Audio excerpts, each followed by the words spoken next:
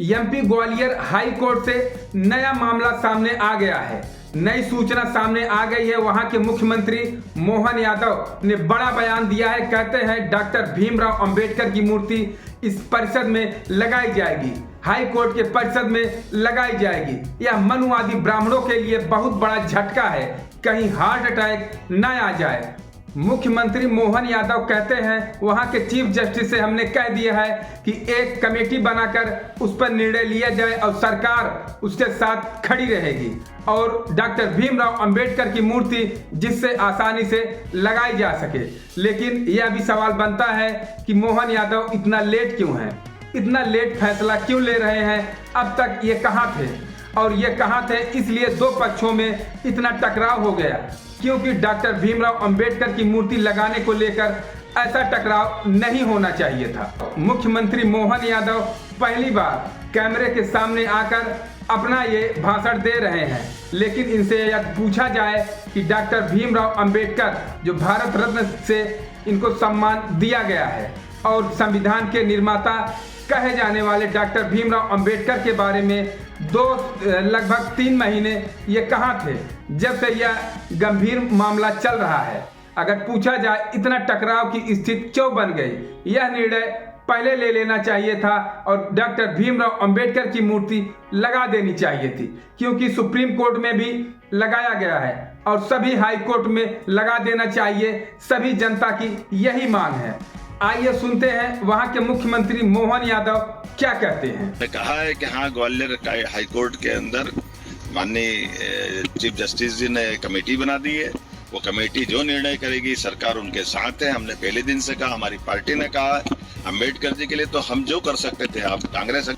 मुख्यमंत्री मोहन यादव पहली बार कैमरे के सामने आते हैं और कहते हैं कि डॉक्टर भीमराव अंबेडकर को हम लोग पूजने वाले हैं, उनको मानने वाले हैं और जहां तक है उनकी मूर्ति हम ग्वालियर में लगा के रहेंगे। लेकिन अब सवाल बनता है कि अब तक ये कहां थे।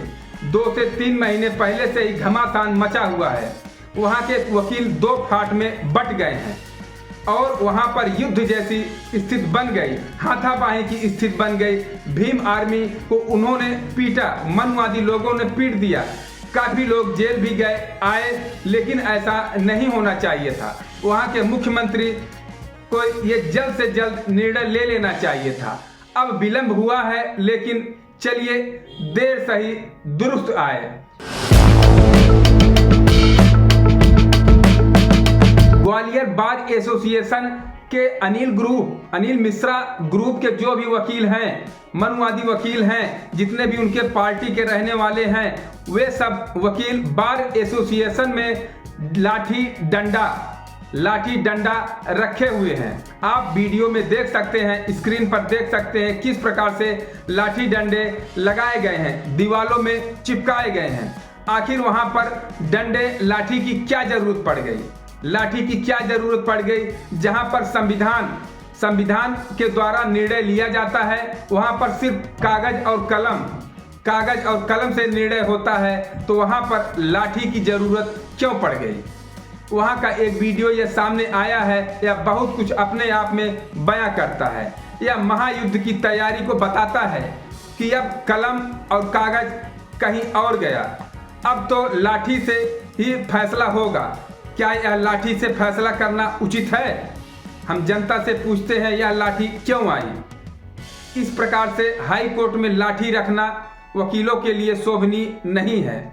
यह बहुत ही चिंता का विषय है। यदि नियम से देखा जाए तो इससे पहले जो चीफ जस्टिस सुरेश कैद थे, उन्होंने आदेश दिया था कि यहाँ पर डॉक्टर भीमराव अंबेडकर की मूर्ति लगाई जाए, लेकिन उनके आदेश का पालन नहीं किया गया, जिससे मामला तूल पकड़ते गया और जहां तक है हाथापाई की नौबत आ गई। ऐसा नहीं होना चाहिए। यदि एक चीफ जस्टिस कहता है तो कुछ सोच समझ के ही कहा होगा। और सुप्रीम कोर्ट में डॉक्टर भीमराव अंबेडकर की मूर्ति लग सकती है तो हाई कोर्ट में भी लग सकती है। आपका इस वीडियो पे क्या राय है, कमेंट बॉक्स में जरूर दीजिएगा। चैनल को लाइक सब्सक्राइब जरूर करिएगा।